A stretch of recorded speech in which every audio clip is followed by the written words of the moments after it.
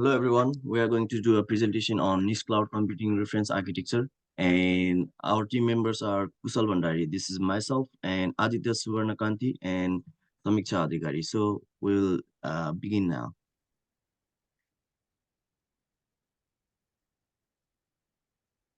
So niche cloud computing model is a powerful tool that is actually made for discussing the requirements, structures, and operation of how the cloud computing works.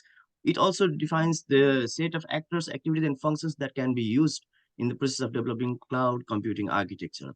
So basically, it has five major actors, and they are cloud consumer, cloud provider, cloud auditor, cloud broker, and cloud carrier. Each entity is either a person or an organization that participates in the transaction of the flow of the cloud computing system. So let's begin with cloud consumer. Cloud consumer are the person or organization that maintains a business relationship with and uses the service from the cloud providers.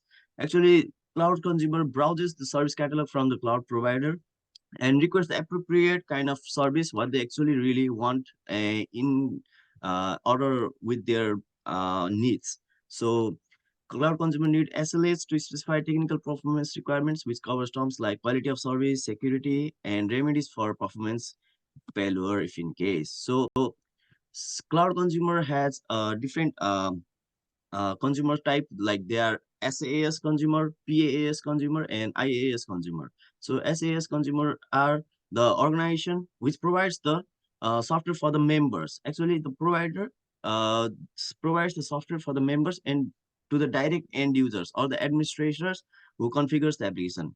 And the billing amount is dependent upon the service consumed or based on the number of users. Also, the duration and the bandwidth of the service used is also the one to take care of. Going with PaaS consumer, in PaaS consumer who are the developers who can actually design and build the software by implementing cloud services. Testers who test the software in various cloud environments, deployers who deploys the software in the cloud, and administrators who can analyze the performance of the software are the PaaS consumer. Can be built in based on upon the number of consumers, resources used by platform, and duration of the platform used. And here it is with IaaS consumer, which uses actually the virtual environment, or it can be a network accessible storage, or can be other cloud fundamental resources to deploy and run the software. IaaS users are system designers, developers, system administrators, and IT managers. And the billing is based upon the amount of the resource consumed.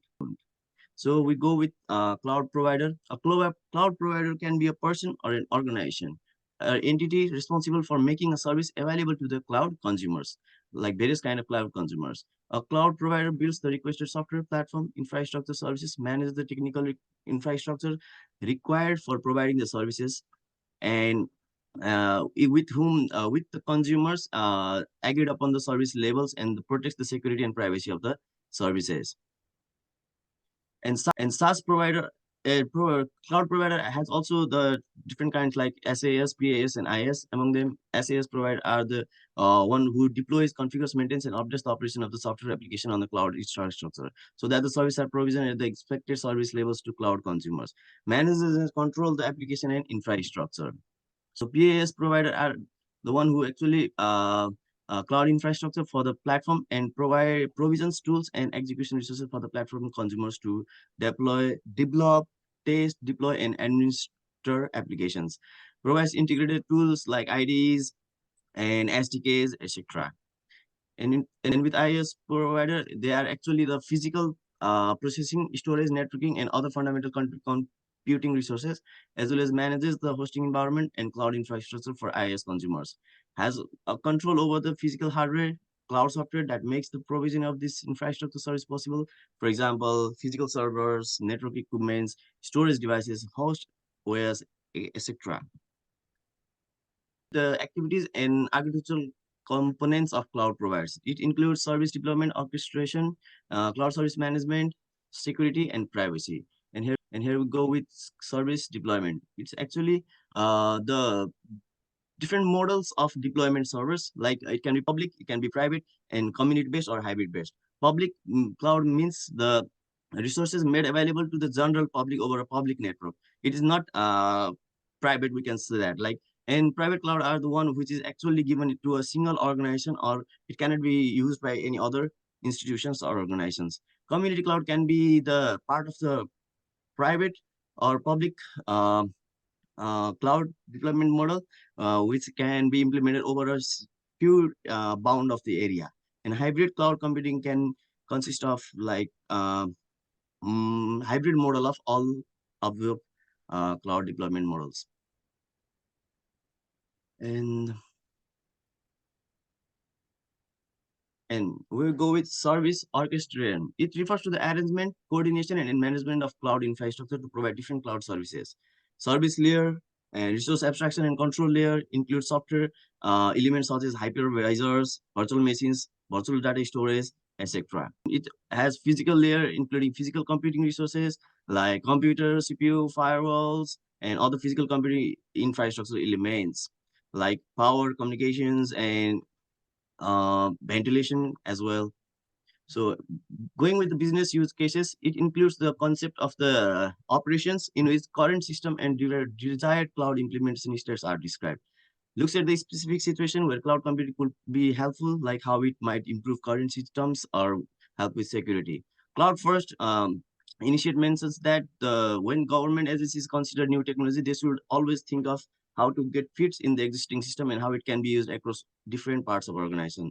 So that was my part, and Aditya will continue the rest of the presentation from here.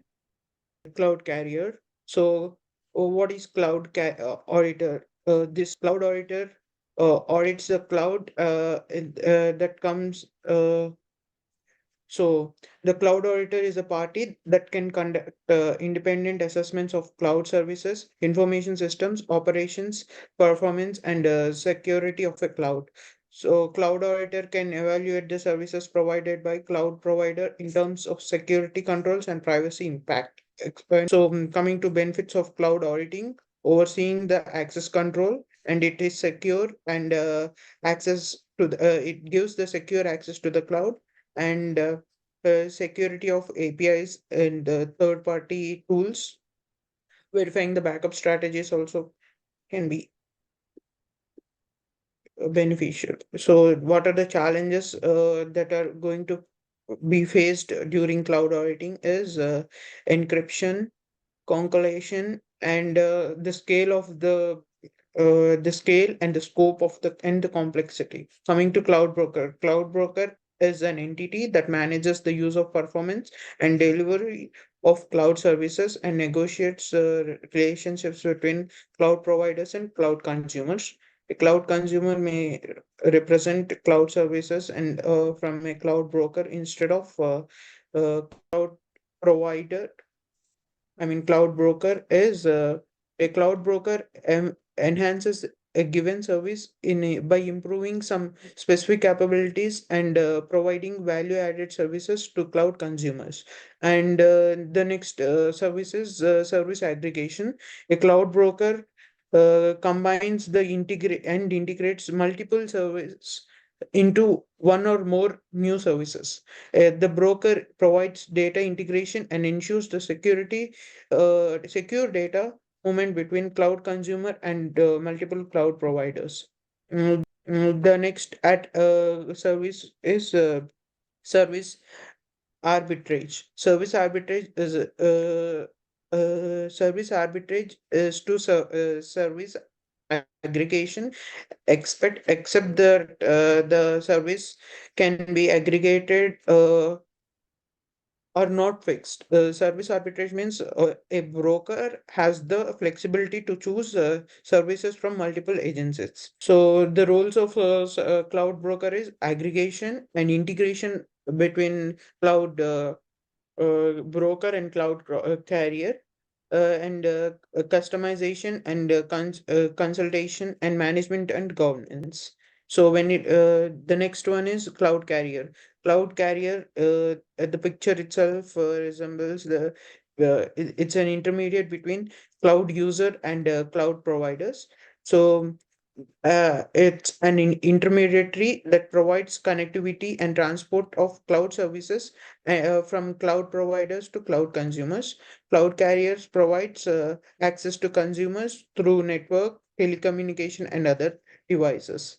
The distribution of cloud services is normally provided by network and telecommunication carriers or agent, where the transport agent refers to a business organization that provides physical transport of storage media such as high capacity of hard devices.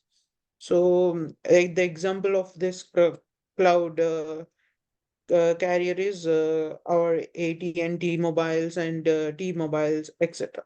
Yeah, that's it. Right. So rest of the topic will Thank be covered by Samiksha Adhikari. yeah. Hello everyone, my name is Samiksha Adhikari and I'm here to talk about security on cloud service model perspective, implication on cloud deployment models and shared security responsibilities. So, talking about cloud service model perspective, it is a paradigm that involves in delivering various computing services, including storage, processing power, and applications over the internet. Instead of owning and maintaining physical services or infrastructure, user can access and utilize resources as a pay-as-you-go basis from the cloud service provider.